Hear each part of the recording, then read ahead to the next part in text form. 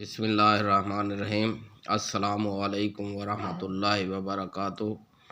حضرات ناظرین کرام، آج میں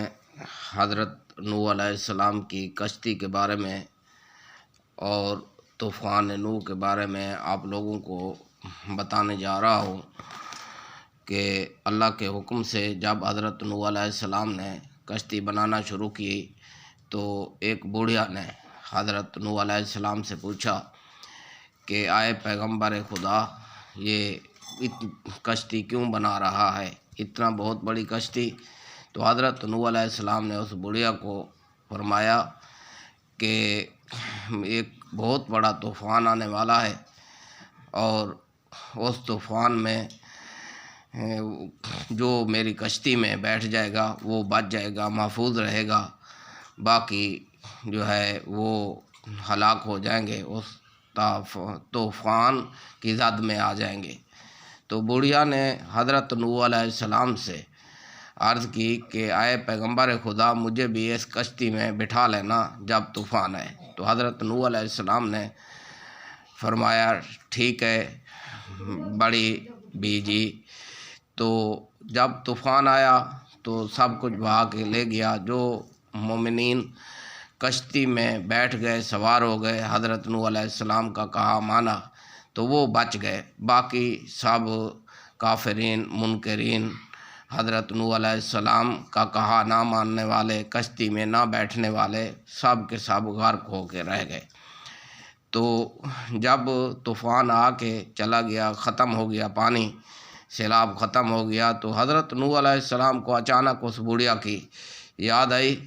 تو حضرت نوح علیہ السلام نے بہت افسوس کیا اور بوڑھیا کی جھونپڑی کی طرف گئے، تو جھونپڑی ویسے کی ویسے تھی۔ حضرت نوح علیہ السلام بڑے حیران ہوئے، تو آپ نے سوچا کہ بوڑھیا کی جھونپڑی کو تو کچھ ہوا بھی نہیں، تو اندر جھانک کے دیکھا تو بوڑھیا نماز پڑھ رہی تھی۔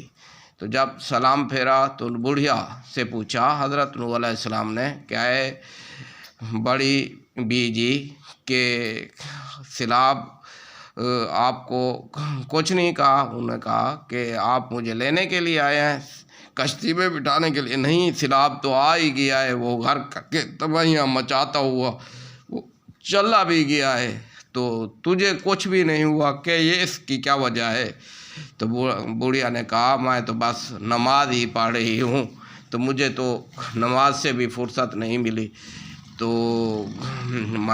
مجھے نہیں پتا کہ سیلاب آیا بھی ہے کہ نہیں آیا، میں تو یہ سمجھی تھی کہ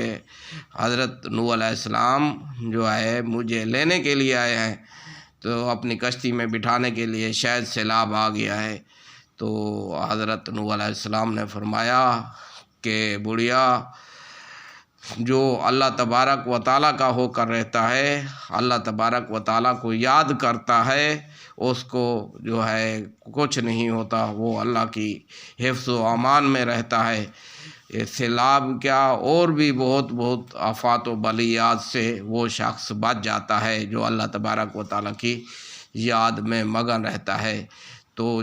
جو لوگ بھی اللہ کی یاد میں رہتے ہیں، اللہ اللہ کرتے ہیں، تو اللہ کے ذکر سے